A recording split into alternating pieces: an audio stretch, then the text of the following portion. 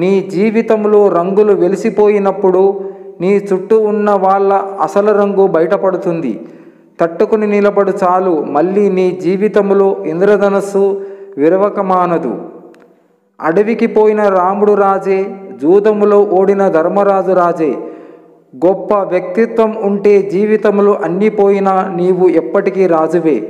జీవితంలో ఎన్నో ఎదురు దెబ్బలు చూశాను, ఎన్ని అవమానాలు ఎదురైనా ఏనాడో నిరాశపడలేదు, ఎవరిని నిందించలేదు. ఎందుకంటే దేవుడు నాకు సహనం ఇచ్చాడు, తలెత్తుకుని తిరిగే ధైర్యం ఇచ్చాడు. గెలుస్తాను, అందరూ గర్వపడే గెలుపును సాధిస్తాను. ఎవరు ఏది ఇచ్చినా మనస్ఫూర్తిగా స్వీకరించండి. ఇచ్చిన వారిని మనలో దాచుకోండి. ఎప్పటికైనా వారికి వడ్డీతో సహా తిరిగి ఇవ్వాలి కదా. అది సహాయమైన, సహకారమైన, బాధ అయినా, నమ్మక ద్రోహమైన ఏది ఉంచుకోవద్దు.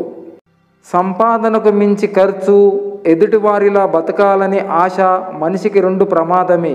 ఒకటి నిన్ను అప్పుల పాలు చేస్తే, రెండవది నీ సంతోషాన్ని నీకు దూరం చేస్తుంది.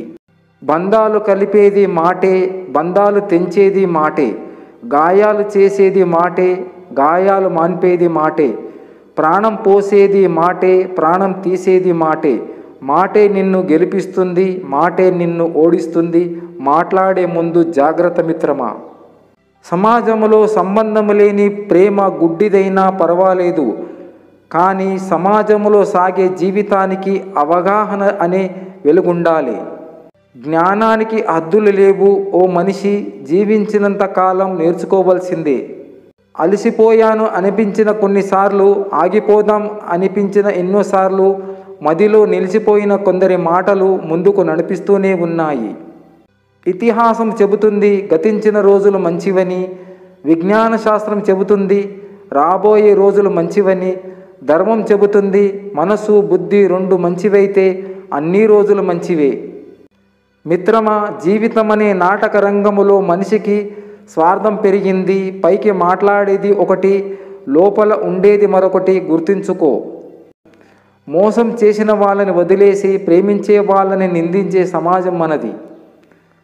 ఉదయం నిద్ర లేవగానే మనకు మొదటిగా గుర్తొచ్చే వారే అత్యంత ఆత్మీయులు.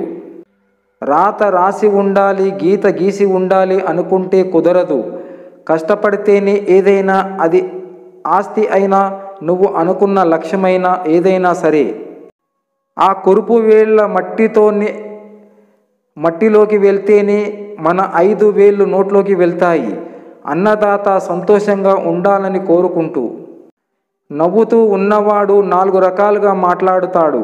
బాధతో ఉన్నవాడు భావంతో మాట్లాడుతాడు. ప్రేమతో ఉన్నవాడు చనువుతో మాట్లాడుతాడు. కోపంతో ఉన్నవాడు కేకలు వేసి మాట్లాడతాడు. మంచివాడు మార్పు కోసం మాట్లాడతాడు. అసూయతో ఉన్నవాడు చులకనగా మాట్లాడతాడు. కానీ జ్ఞానం గలవాడు మౌనంగా ఆలోచించి మాట్లాడతాడు. ఒక మనిషి ప్రేమను జీవితాంతం పొందాలన్నా కూడా అదృష్టం ఉండాలి. నీలో ప్రసరించే రక్తం అమ్మదైతే ఆ రక్తం ప్రసరింపజేసే నరాలు నాన్న. మరి నువ్వు? కాలం కలిసి రాకపోతే అవసరం లేని విషయాలకు కూడా మనం మాట పడవలసి వస్తుంది. ఈ రోజుల్లో మాట కన్నా మౌనం మేలు. అందరితో స్నేహం కోరుకోవడం మంచి ఆలోచన, కానీ మంచి వారిని ఎంచుకుని స్నేహము చేయడం తెలివైన ఆలోచన.